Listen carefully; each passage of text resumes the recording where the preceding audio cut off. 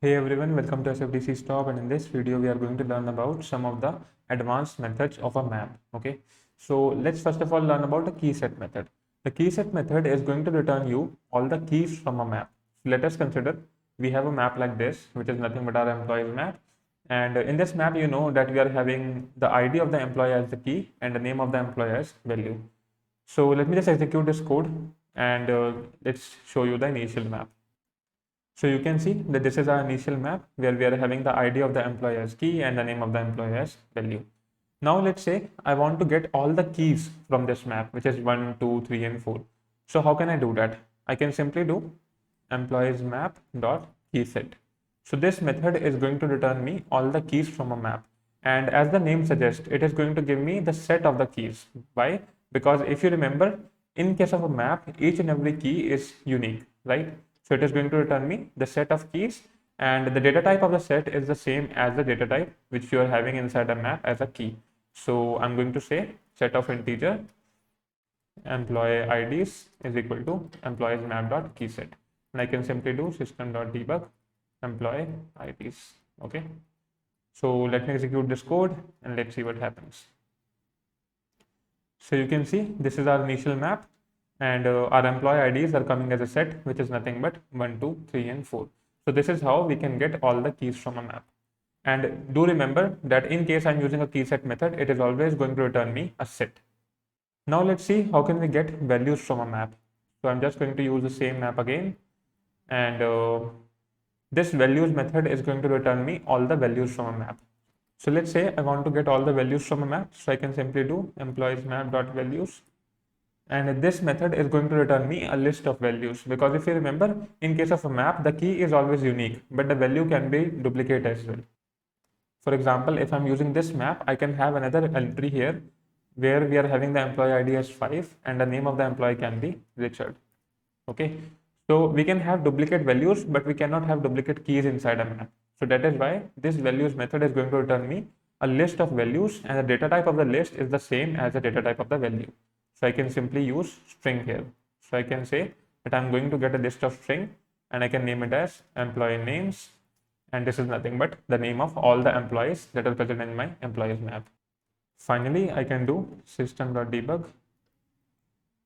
employee names.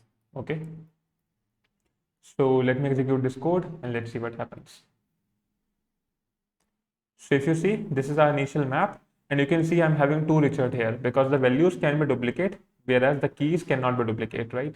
So this is the key and value pairs, and if you see, I'm getting all the values from my map, which is nothing but Richard, Monica, Erlich, Dinesh, and Richard, and these values are returned as a list.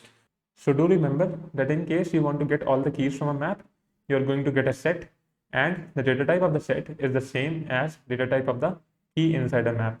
And in case you want to get all the values from a map, you're going to get a list, and the data type of a list is the same as the data type of value inside a map. Now let's see how can we remove key value pairs from a map. So in order to remove key value pair, I can simply use the clear method. Okay, so let's say this is our initial map, and I can add a debug here, system.debug clearing all values. Okay, or I can say clearing all pairs because I'm having a pair of key and value, right? Then I can simply do final map is nothing but employees map, right? So let me just add employees map dot clear, and that's it. Okay, so let's execute this code and let's see what happens. So you can see that initially I was having this employee map, then I cleared all the values, and then I'm having final map, right? So initially I was having this map which is having 5 key value pairs, then I cleared all the key value pairs, so the final map is nothing but empty. So in order to clear all the values from a map, you can use the clear method. So now let's see how can we check if our map is empty or not. So what we can do, we can have the initial map here, and I can simply say that is my map empty, and I can simply do employees map dot is empty. Okay, so this method is going to return us a boolean which is a true or false based on the fact if my map is empty or not. So what I did after this, I just cleared all the values, and this is my final map, and I can simply again check that is my map empty by using the is empty method. Okay, So I just displayed an initial map. I checked if it is empty. Then I cleared all the elements from the map or all the key value pairs. And then I displayed the final map and I'm checking again if my map is empty. Okay. So let's execute this code and let's see what happens.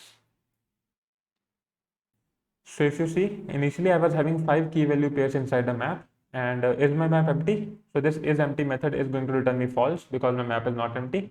Then I cleared all the pairs. So if you see, the final map is empty, and is my map empty? It is going to return me true. So we can say that the isEmpty method is going to return us true if my map is empty, and it is going to return us false if my map is not empty, right? Now let's see how can we get the total number of key value pairs from a map. So this is our initial map, and I just want to know that what are the total number of elements or the total number of key values pairs that are present inside the map. So I can simply do system.debug employees map.size. So this method is going to give us the total number of elements or the total number of key value pair that are present inside the map. Let me just add this debug statement as well, and here I can say that size of the map is equal to this. Okay, let's clear the map, and I can say the final map is this one, and the size of the map is nothing but this one. Okay, so this is our initial map, and I'm displaying the initial map size by using the size method, and then I cleared all the pairs, and then this is my final map, and I'm displaying the size of the final map. So let's execute this code and let's see what happens. So if you see, this is my initial map. It is having 5 key value pairs. So the size of the map is coming as 5. And then I cleared all the pairs, all the key value pairs from my map. So this is the final map, which is empty, and the size of the map is coming as 0. So we got to know that the size method is going to tell us how many key value pairs are present inside my map. So that's all for this tutorial, everyone. I hope you liked it. Let me know your feedback in the comments down below, and I'll see you in the next video where we'll learn about how can we use map while dealing with Salesforce as objects, and how can we do our work efficiently. So I'll see you in the next video. Till then, have a good day. Bye bye.